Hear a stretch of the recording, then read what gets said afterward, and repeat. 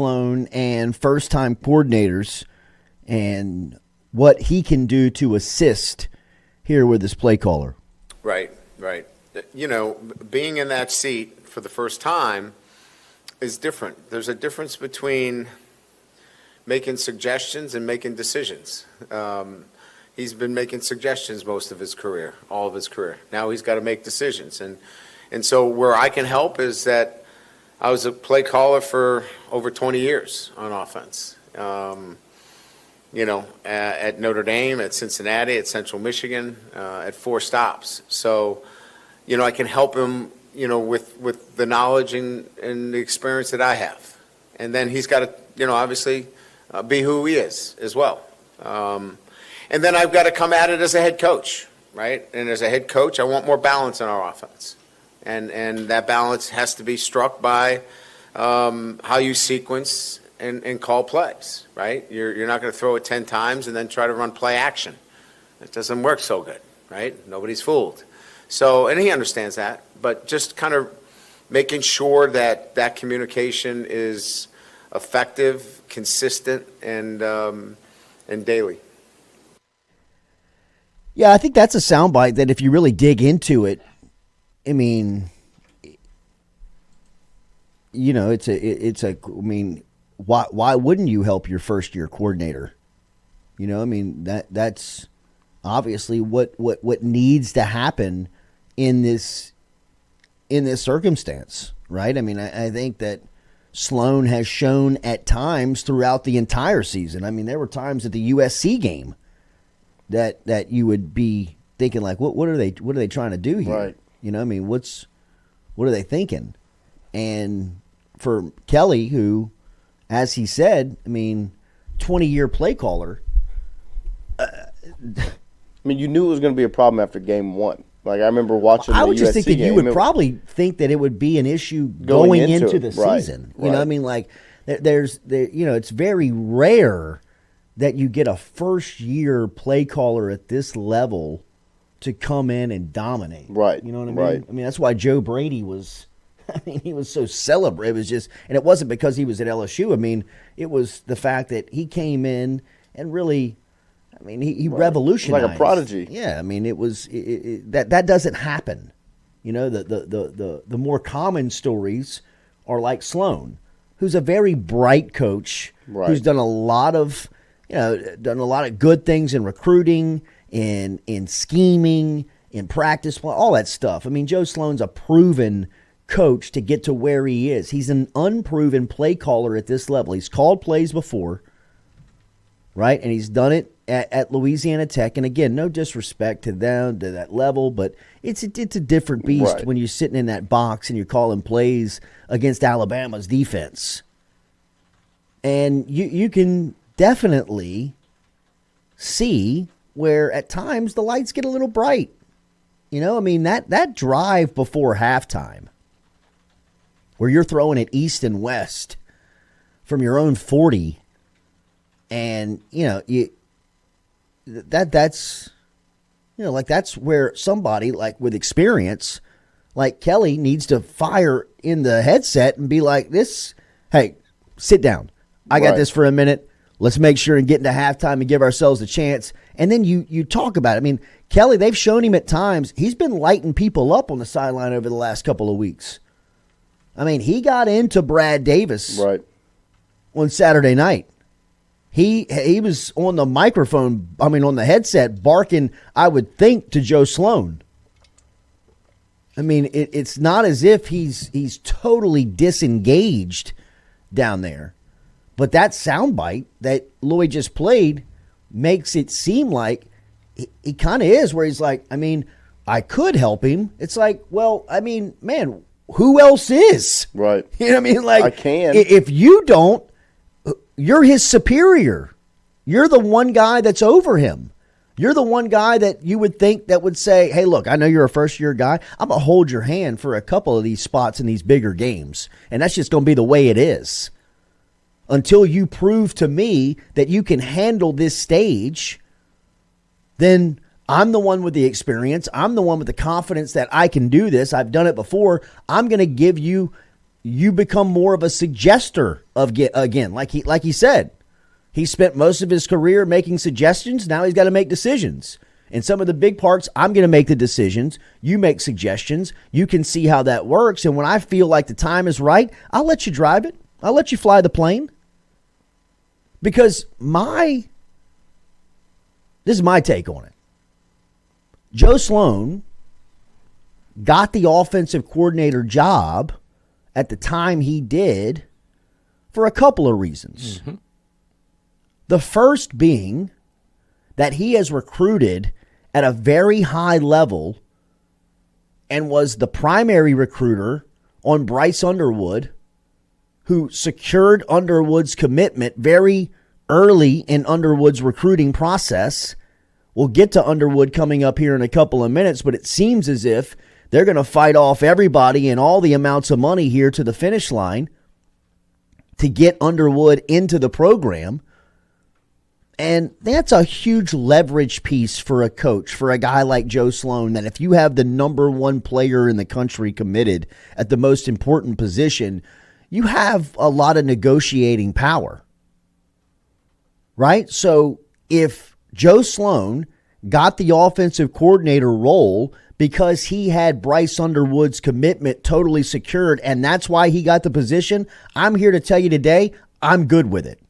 I'm fine with it. Makes a lot of sense to me, especially if the head coach has 20 years of play calling experience, because you kill a couple of birds with one stone.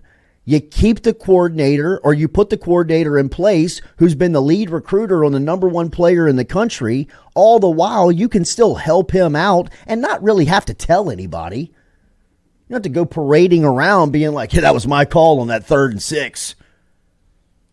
You know, you can go to the press conference and say, I was proud of Joe. He made a good call there, knowing all the while that you were the one that really made the call and helped him out in that situation. Rather than getting past the 8th game and saying, I guess I could help him. You know, I mean, if you don't do it, who's going to do it? I mean, look, Joe Sloan deserves blame. I mean, he's made some questionable calls at times in the game where you're thinking, man, what's going on? I would think that the top answer would be he just doesn't have the experience. He hadn't been here. He's kind of throwing things up against the wall. Why isn't somebody on the headset saying, hey, I got this one for this series. Give me some suggestions. I'm going to make the decisions. I would think that from a first-year play caller standpoint would kind of be the built-in process of it. You're not just going to throw him out there and like, here's the keys to the boat. Get us home. I've never done this before. You know, like, it's all good. We'll be in the back. Let us know when we get home. You know what I mean? Like, well, hang on. Have you driven a boat? Yeah, I've done it for 25 years. Well, can you give me a little bit of, give me a little direction here? You know what I mean? Like, what happens when we get out into the open water and like the sharks start circling, like, you know, the big shark named Alabama or Ole Miss? What happens in some big spots there? I don't know. Figure it out, kid. I mean, I guess that's one way to do it. But if I got a captain aboard who's got 20 plus years experience of doing this, I want to lean on him. You know, like I want to be able to say, yo, Cap, what do you think right here? You know, what do you think we should do? Have you seen this before? Yeah, tons of times I've seen that. Okay, well, what'd you do? How'd you have the most success here?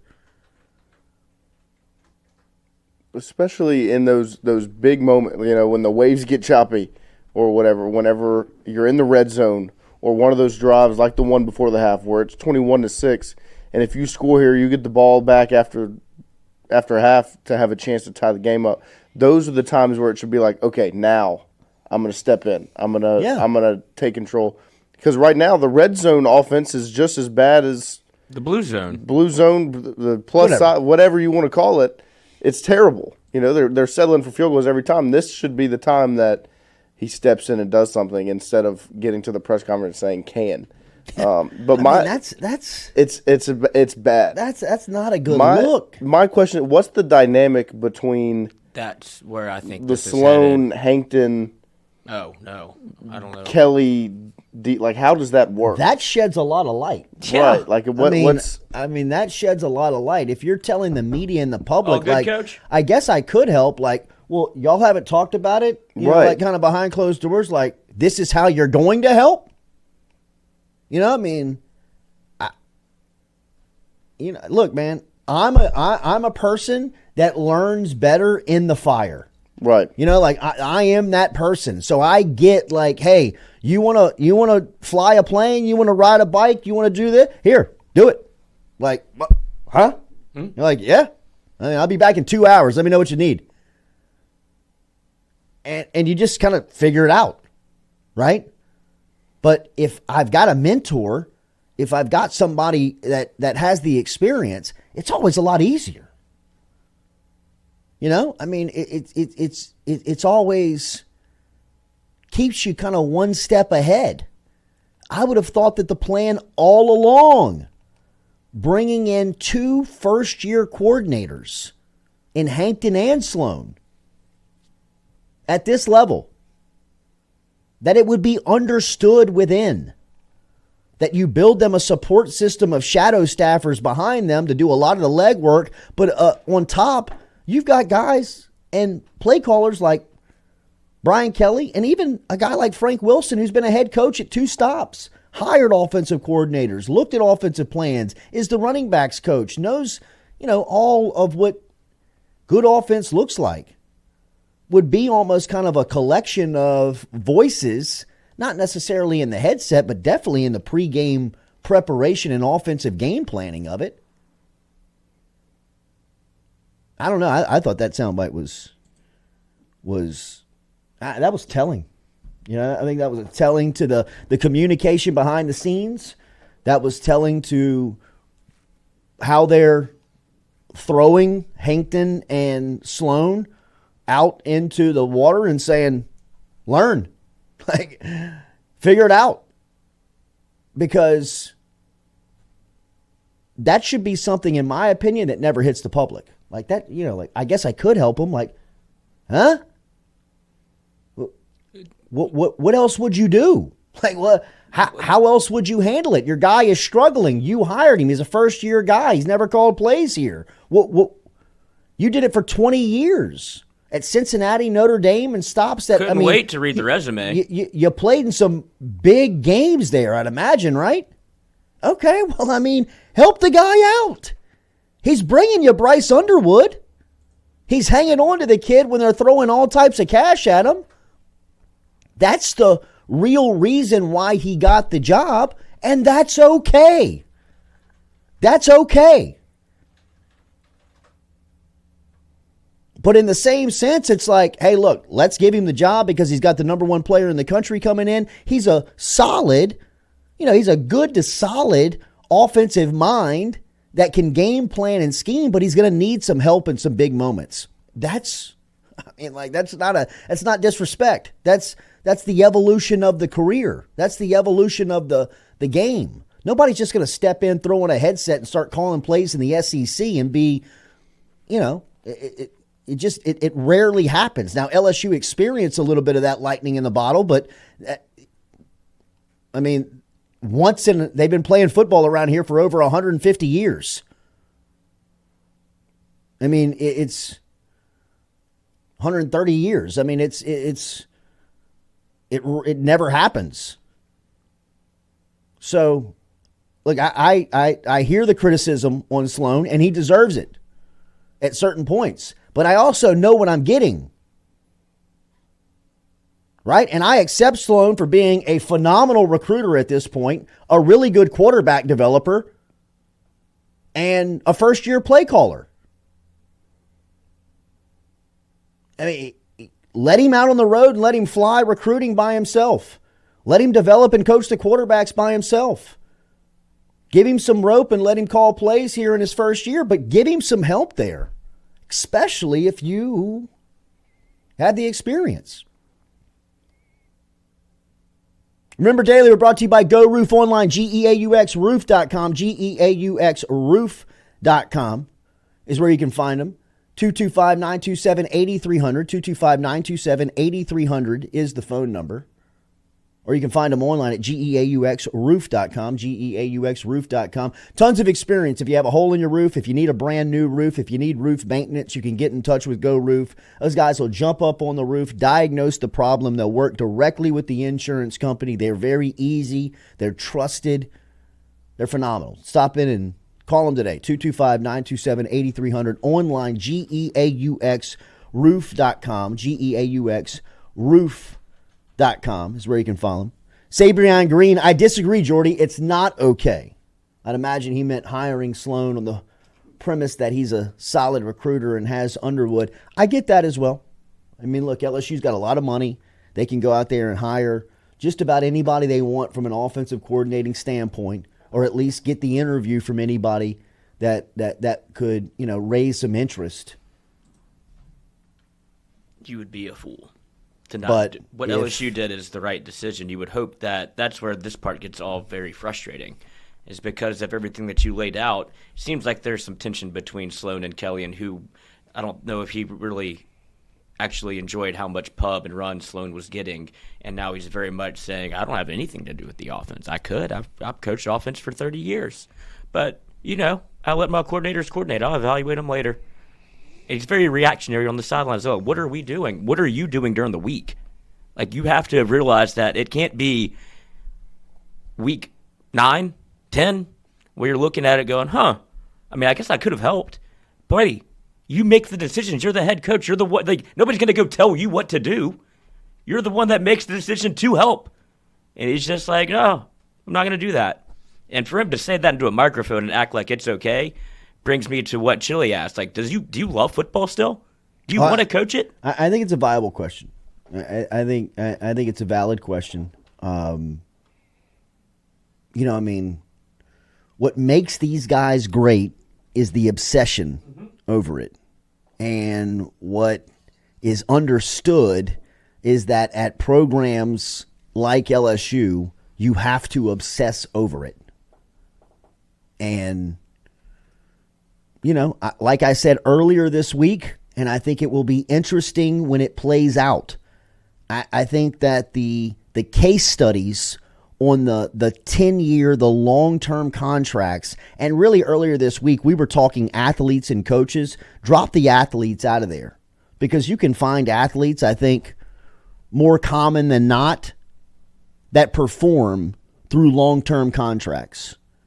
Look at the coaches who have received long-term deals and look at the production, look at the passion, look at the interest, look at the engagement, the investment. And, it's another thing that I think is a little easy to understand of the human nature aspect of, you're guaranteeing me $100 million no matter what. No matter what. And I got 10 years to do it.